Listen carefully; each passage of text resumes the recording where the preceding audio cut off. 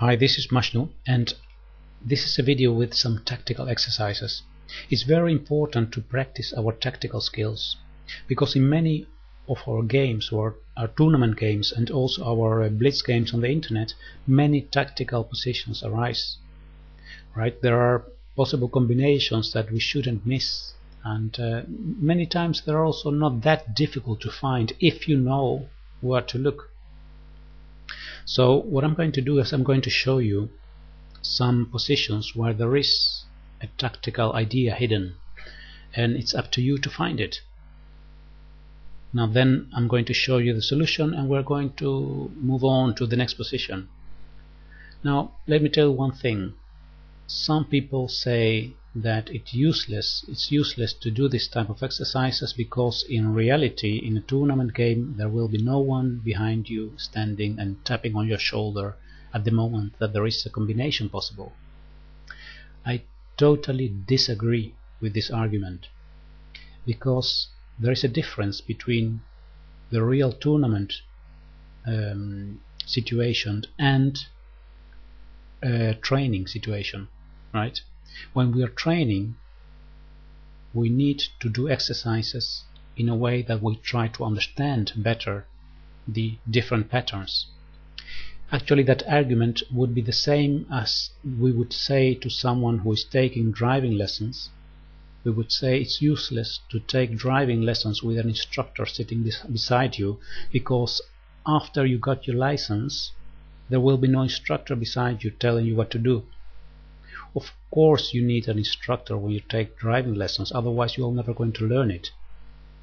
So yes, in a training process we need to do exercise with a bit of help, and after that we can try to use this knowledge and these skills in our own practice. Now enough talking, let's go to this first position here. It's white to move. If you would like to think for yourself, pause the video, because I'm going to show you the solution here. What happens here has to do with this f-file, half open f-file, a king and a queen standing there, and the rook on f1. Now trying to trap this queen doesn't really work. For example, if bishop to g5, then queen to g6, and after that there is no way to trap the queen. But there is something else happening here, that is that this bishop on e6 is defended twice, by the queen and by the pawn on f7, and both pieces, the pawn and the queen, are standing on this f-file. So if we would remove the queen and the bishop, the white bishop on f4, then this pawn on f7 would be pinned, right? And then we could play bishop takes e6. Now this is the key for the solution. The solution is bishop takes knight. The queen must retake because it's attacked, and then we cannot take right now on e6 because of queen takes e6, but we can trade queen first. Trade the queen, and then we have the position that we wanted to reach. We can play bishop takes e6, winning a piece and the game. Now let's go to the next one. Here we are.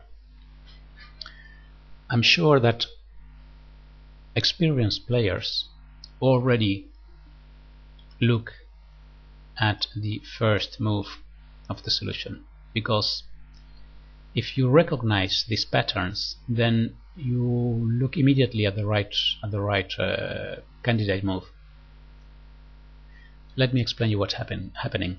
We have a battery here with c3 bishop and then the queen on b2, and we need to, it's obstructed now, it's obstructed by this pawn on e5.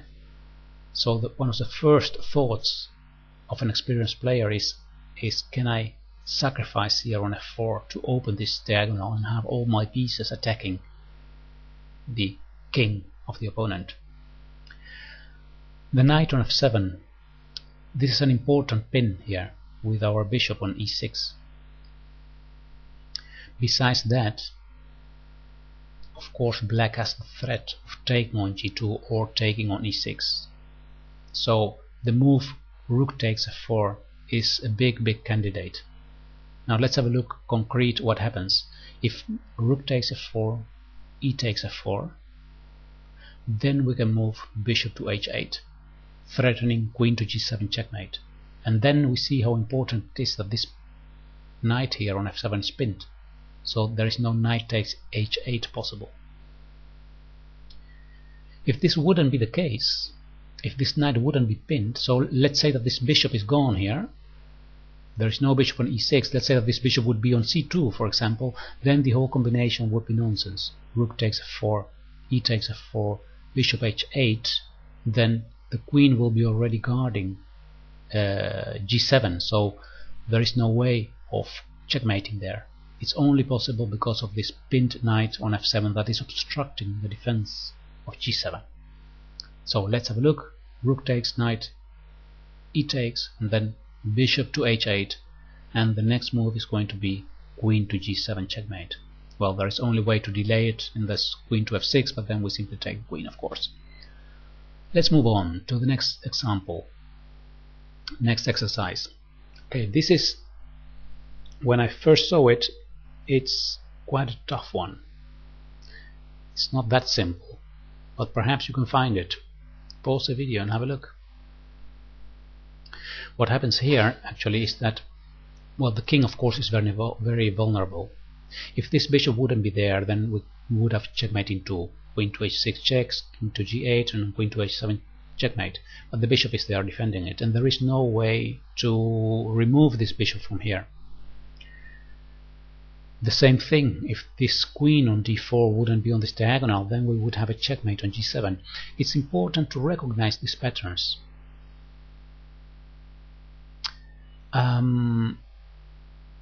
The key idea in this position is that the queen and the king are on the same diagonal, and we have a dark square bishop. Bishop to c3 would win the queen if the bishop would be defended, and right now it's not, so bishop to c3 doesn't work. So we need another piece to defend the c3 square.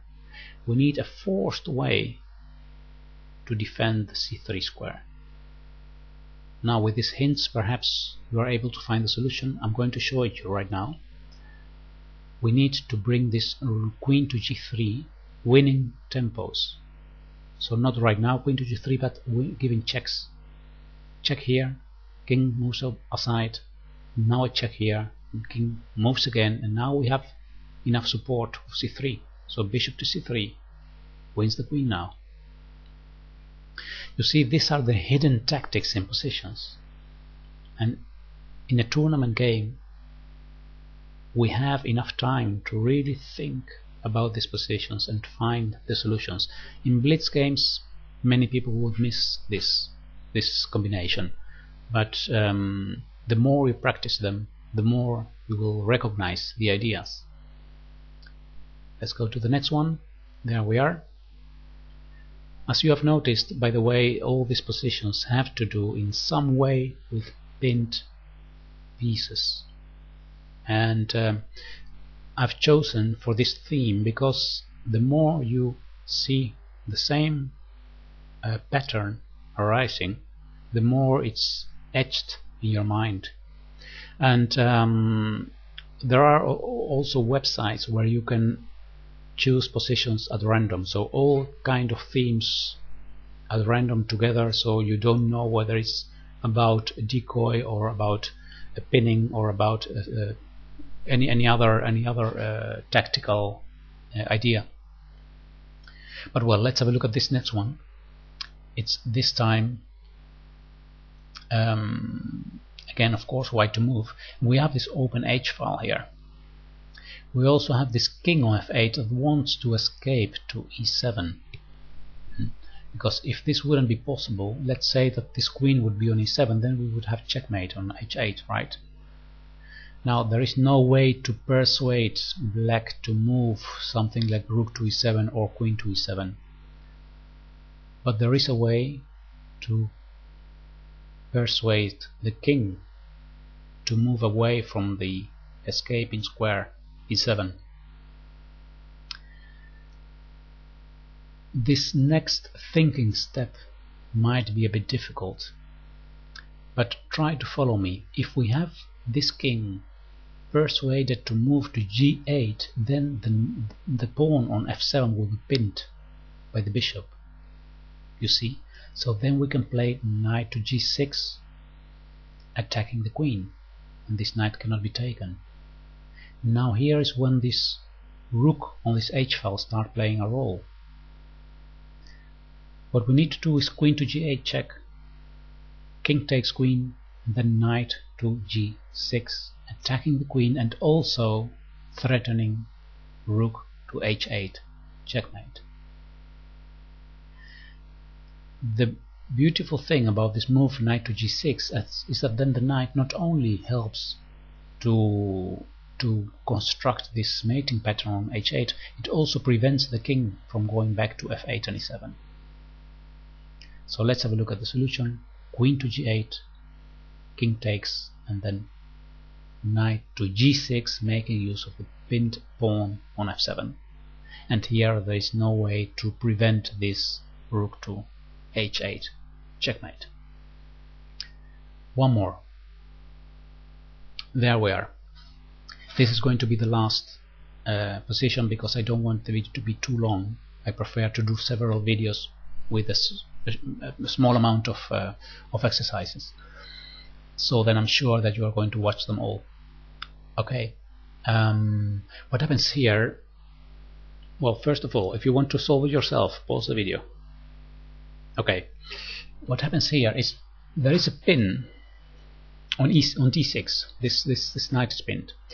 We would love to have this bishop on b5. That would be beautiful. Unfortunately, it's not possible to bring the bishop to b5 right now. If this bishop would be on e2, then the solution would be easy. Bishop to b5 wins the queen because this knight is pinned, right? So there's something else. It has to do with this undefended piece on a8. One of the things that we need to remember is that when pieces are undefended, many times it's possible to win them, but we need to find the correct way. Now in this case, the idea is to play bishop to e4, attacking the queen. The queen must take the queen on b7, then bishop takes b7. The knight is pinned on d6. So then after that we can take the rook on a8. Alright? Let's have a look. Bishop to e4. Queen takes bishop is not possible because the bishop is defended by the knight, and knight takes e4 is also not possible because of this pin. So then queen takes b7 is the only possible move, reasonable move. And then bishop takes b7, again making use of the pinned knight on d6. And the next move is going to be bishop takes a8. And then we will have won enough position to win the game with, let's say, normal, healthy chess. Alright, so these were the positions that I wanted to show you. There are many more in my database, so if you like this type of exercises, let me know. Then I'm going to make a few more of these videos with different themes, of course, not always this spin. Alright, thank you very much for watching. I'll see you next time on YouTube, and if you like the video, click on the like button, and if you have any question of commentary, write it down on the commentary window. Alright, thanks for watching, and I'll see you next time. Goodbye.